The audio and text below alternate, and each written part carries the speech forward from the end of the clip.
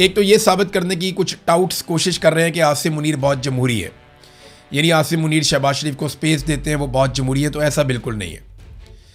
आसिम मुनीर जहाँ मौका मिलता है वो वहाँ घुस जाते हैं। वो बिल्कुल जमहूरी सोच उनकी नहीं है। वो अपने हलफ की खिलाफ वर्जी करते हैं। अगर वो हलफ की पासदारी करते तो वो कभी भी डिप्लोमेसी के अंदर रोल प्ले ना करते। हलफ की पासदारी करते तो पूरा इलेक्शन चोरी ना करते। हलफ की पासदारी करते तो सियासी मामलात में मुदाखलत ना करते, एक्सटेंशन और इस्तिस्ना जैसी खुराफात के अंदर ना पड़ते।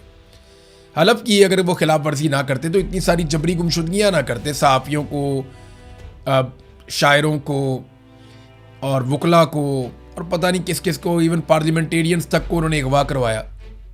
ये सारा कुछ वो कभी ना करते अगर वो हलफ की पासदारी करते और उनके अंदर एक जमहूरी सोच मौजूद होती। तो एक तो नया चूरन ये है कि जनाब वो बहुत जमहूरी है। दूसरा एक नया चूरन जो है वो बेचा जा रहा है कि इसराइल कहीं आसिम मुनीर साहब को कत्ल करना चाहता है। यानी ये अब खबरें चलना शुरू हो गई हैं, हल्की हल्की इसके ऊपर लोगों ने बातचीत शुरू कर दी है। बाहर से भी एक दो सोर्सेज हैं जिनसे खबर दिलवा दी गई है कि जनाब इसराइल आसिम मुनीर को कत्ल करना चाहता है और उसके लिए कोई बड़ा बारीक वारदात हो रही है। नहीं, ऐसा नहीं है।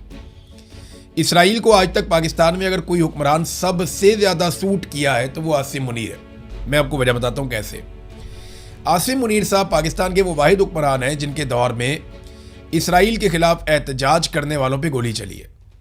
आसिम मुनीर साहब पाकिस्तान की तारीख में वो वाहिद हुक्मरान हैं जिनके दौर में इसराइल के ऊपर या उसके मंसूबों के खिलाफ आप एहतजाज करने निकलें तो आपको गिरफ्तार किया जाता है, आप पे गोली चलाई जाती है, आपके ऊपर सख्ती की जाती है, आप पर छापे मारे जाते हैं, आप पर क्रैकडाउन किया जाता है। पहली मरतबा ऐसा हुआ कि आप फ़लस्तीन का झंडा पाकिस्तान में नहीं उठा सकते। आप जब उठाएंगे तो उसके ऊपर रद्द अमल आएगा। ये सिर्फ आसिम मुनीर साहब के दौर में हुआ। आप फ़लस्तीनियों के हक़ में अगर निकलना चाहें तो आपको कुचल दिया जाएगा। ये सिर्फ आसिम मुनीर साहब के दौर में हुआ। तो इसराइल के अखबारात भी ये लिखते रहे हैं, बहुत सारे लोग ये तज्जिया भी करते रहे हैं कि आसिम मुनीर साहब ज़्यादा फ्लेक्सिबल हैं इसराइल के मामले में पाकिस्तान के बाकी हुक्मरानों की निस्बत, और उन्होंने जो डिलीवर किया है वो इससे पहले कोई नहीं कर पाया। यानी अब आप इसराइल के खिलाफ एहतजाज नहीं कर सकते, आप फ़लस्तीन के हक़ में नहीं निकल सकते, हत्ता कि आप फ़लस्तीन का झंडा भी नहीं उठा सकते। आपको कुट पड़ेगी या आपको गिरफ्तार कर लिया जाएगा, जबरी तौर पर लापता भी कर सकते हैं और कत्ल भी कर सकते हैं। पाकिस्तान में ये सब कुछ हुआ। तो ये जो नया चूरन बेचा गया कि जनाब आसिम मुनीर साहब को इसराइल कत्ल करना चाहता है, मेरे ख्याल में ये गलत है।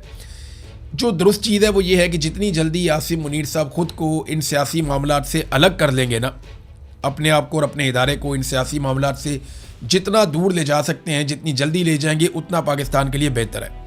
वरना ये काम होना तो ज़रूर है, आज नहीं तो कल हो जाएगा, लेकिन इसमें नुकसान काफ़ी ज़्यादा हो जाएगा।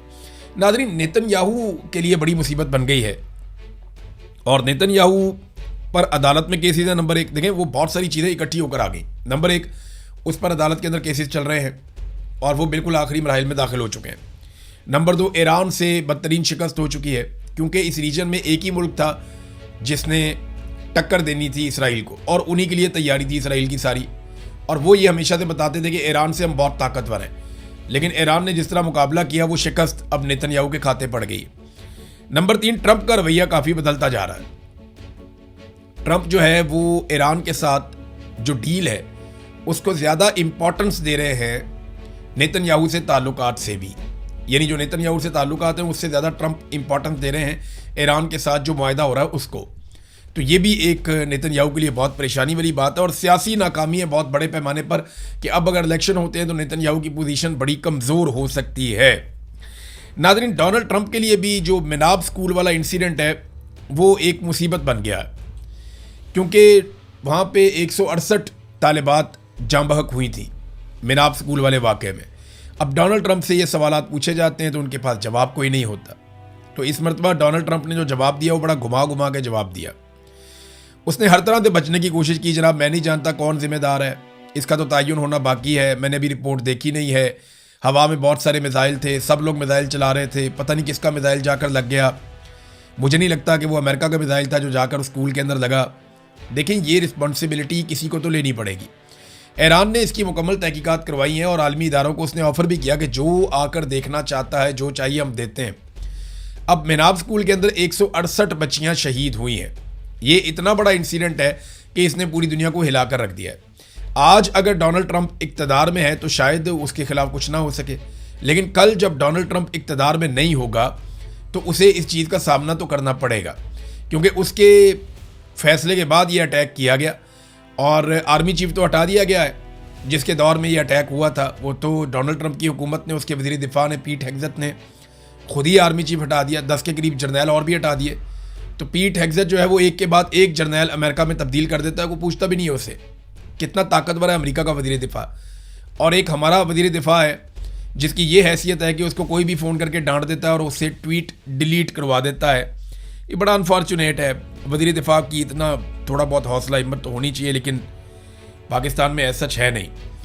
नादरीन, मेनाब स्कूल का वाक़या जो है वो अब डोनाल्ड ट्रंप के सामने आस्ता आस्ता आना शुरू हो गया। चंद चीज़ें जिनका डोनाल्ड ट्रंप को आने वाले इंतखाबात में सामना करना पड़ेगा, क्योंकि मिड टर्म इलेक्शन नवंबर में अमेरिका में आएंगे। अगर डोनाल्ड ट्रंप ये इलेक्शन हार जाता है तो उसके पास अक्सरियत नहीं रहेगी, फिर डोनाल्ड ट्रंप को इम्पीच किया जाएगा। ये डोनाल्ड ट्रंप खुद कह चुके हैं कि अगर मैं मिड टर्म इलेक्शन हार गया तो 100% मुझे इम्पीच किया जाएगा। और अगर डोनाल्ड ट्रंप को इम्पीच किया जाता है या उसका मुआखजा किया जाता है तो रवायत तो यही है कि डोनाल्ड ट्रंप को पीछे हटना पड़ेगा। अब देखते हैं डोनाल्ड ट्रंप रवायत पूरी करते हैं या कंटिन्यू करते हैं, लेकिन वो एक इंतहाई कमज़ोर सदर होगा जो किसी किस्म की कोई कानून साजी नहीं कर पाएगा, किसी किस्म का कोई फैसला नहीं कर पाएगा अगर वो नवंबर का इलेक्शन हार जाता है तो। ये डोनाल्ड ट्रंप की इस वक्त सिचुएशन है। डोनाल्ड ट्रंप को जो सामना करना पड़ेगा, नंबर एक तो वो एप्स्टीन फाइल, ये सारा मामला, अभी फाइलें तैयार हैं, एक एक चीज़ निकाली गई है, एक एक चीज़ की वीडियोस और डॉक्यूमेंट्रीज बन रही हैं और ये तमाम चीज़ें तैयार हो जाएंगी अगस्त और सितंबर तक। सितंबर अक्टूबर में ये पूरी कंपेन एक लॉन्च की जाएगी और नवंबर में डोनाल्ड ट्रंप को इलेक्शन में शिकस्त दे दी जाएगी। जो प्लानिंग है डोनाल्ड ट्रंप के मुखालिफिन की वो है। तो एक तो एप्स्टीन फाइल का मामला है, दूसरा डोनाल्ड ट्रंप ने जो ईरान के साथ लड़ाई लड़ी, बेवकूफ़ाना किस्म की एक शिकस्त अमेरिका को दिलवाई, अमेरिका के तमाम फौजी अड्डों को बहुत बड़ा नुकसान पहुंचा। अब वो कह रहे हैं कि 87 अरब डॉलर, 87 बिलियन US डॉलर्स वो दिए जाएं, वो कांग्रेस हवाले करे पार्लियामेंट पेंटागन के, ताकि वो अपना नुकसान पूरा करें। अब ये भी डोनाल्ड ट्रंप ने ही कहा और बाकायदा पेंटागन ने इसकी डिमांड भी की। तो ये हो गई दो चीज़ें। तीसरा, ये महंगाई जो बढ़ी है और डोनाल्ड ट्रंप के जो इक़दामात हैं, जिस तरह उन्होंने अमेरिका को चलाया, उस पर भी लोग काफ़ी नाराज़ हैं। चौथा, जो मुसलमानों का एक बहुत बड़ा वोट डोनाल्ड ट्रंप को मिला था, पाकिस्तानियों ने बहुत बड़ी कंपेन की थी कि इमरान खान को हर हाल में आज़ाद होना चाहिए। तो डोनाल्ड ट्रंप ने सबसे वादा किया था कि जनाब हम इमरान खान को इंसाफ दिलाएंगे और जुल्म और ज़्यादती जो पाकिस्तान में हो रही है उसके खिलाफ बात करेंगे। लेकिन फिर फील्ड मार्शल डोनाल्ड ट्रंप के फेवरेट बन गए, क्योंकि हुकूमत जो होती है आपके पास, तो आपके पास ऑफर करने के लिए बहुत कुछ होता है, बेशुमार चीज़ें होती हैं। पहले रोज़ाना खबर आती थी, आज फलाना मिला डोनाल्ड ट्रंप को, आज फलाना मिला डोनाल्ड ट्रंप को। हमें फ़ोन करके ओवरसीज बताते थे कि आज ट्रंप ने ये कह दिया, आज ट्रंप ने ये कह दिया। लेकिन फिर आप देखें, जब ट्रंप को ऑफर्स मिली पाकिस्तान की जानिब से तो ट्रंप ने पैंतरा बदल दिया, वो फैक्टर भी नहीं। तो डोनाल्ड ट्रंप के लिए बहुत मुश्किल है नवंबर का इलेक्शन जीतना, या तो कोई बहुत बड़ा मुआवजा हो जाए तो वो इलेक्शन जीत जाए। नादरीन, वेनेजुएला में जो ज़लज़ला आया, जिसके बारे में मैंने आपको अपने पिछले वीलॉग में बताया था, अभी तक जो लाशें मिली हैं वो 190 के करीब है। जो इब्तदाई तखमीने आए थे और फौरी तौर पे जो लोग माहिरीन हैं उन्होंने कहा था कि 10,000 से ज़ायद और 1 लाख तक भी उन्होंने खदशे का इजहार किया था कि लोग जाँ बहक हो सकते हैं। लेकिन अभी वो उस तरह नहीं नुकसान हुआ, लेकिन नुकसान बड़े पैमाने पर हुआ है। अब तक 190 लाशें जो हैं वो निकाली जा चुकी हैं और लगातार रेस्क्यू का काम जारी है। तो अभी अगले 24-48 घंटों में हमें बिल्कुल समझ आ जाएगी कि वेनेजुएला में कितनी शिद्दत का ज़लज़ला था, कितना नुकसान हुआ और कब तक वो रिकवर करेंगे। अब तक के लिए इतना ही। अपना ख्याल रखिएगा, अपने इस चैनल का भी। अल्लाह हाफिज़।